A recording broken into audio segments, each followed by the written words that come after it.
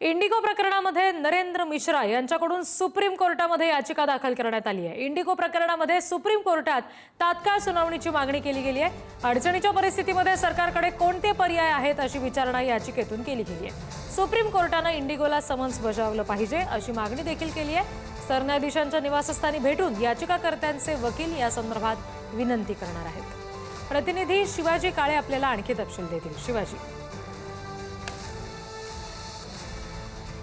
अगदी ज्या पद्धतीने अशा पद्धतीची घटना घडलेली आहे आणि एकाच वेळेस 1000हून अधिक विमानाचे उड्डाणं रद्द करण्यात आलेली आहेत, अशी परिस्थिती भारतामध्ये कधीही निर्माण झाली नव्हती।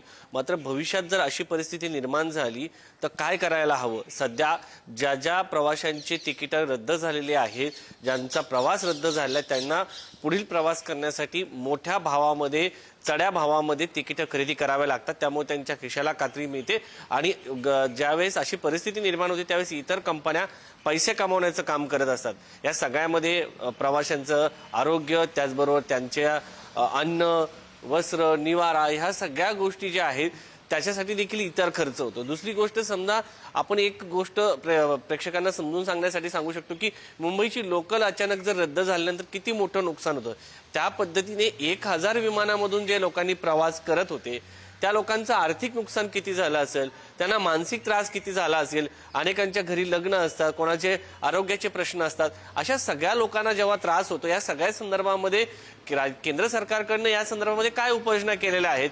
जर भविष्यामध्ये अशी आणीबाणी निर्माण होते तेव्हा तुम्ही काय उपाययोजना करणार आहात? एका कंपनीची मोठ्या प्रमाणात असलेली ही कंपनी स्वतःची मोनोपॉली तयार करते। त्यानंतर दुसरा मुद्दा या सगळ्यामध्ये आहे की इतर कंपन्या अशा काळामध्ये जेव्हा मोनोपॉली पद्धतीने चढ्या भावाने लोकांकडनं खिशातून कात्री लावत असतात तेव्हा सरकारची काय भूमिका असते? हे सगळे मुद्दे या निमित्ताने उपस्थित होतात। कारण या सगळ्या परिस्थितीमध्ये जेव्हा लोकांच्या खिशाला कात्री लागत आहे, 50-50, 60-60 हजार स्वतः खासदार लोक जे आहेत तिकीट काढून जात आहेत, तर अशा परिस्थितीमध्ये सर्वसामान्य जो मिडल वर्ग आहे त्या सगळ्या मिडल वर्गाच्या खिशाला जे कात्री पडत आहे त्याच्याबद्दल काय तुमचं म्हणणं आहे?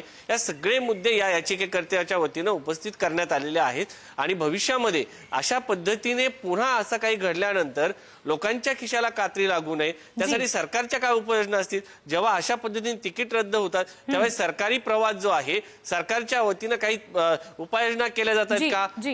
पब्लिक ट्रॅव्हल्स जे आहेत, इतर रेल्वे असो, इतर हे असो, त्याच्यामध्ये काही बदल करण्यात आले का? हे सगळे प्रश्न या निमित्ताने उपस्थित होत आहेत। जे सगळे उपस्थित केलेले मुद्दे आहेत त्याचा कोर्ट नेमकं कशा पद्धतीने विचार करतंय हे पाहणंही महत्त्वाचं आहे। पुढचे दर्शन तुमच्याकडून या संदर्भातले घेऊच। सध्या धन्यवाद शिवाजी दिलेल्या माहितीसाठी।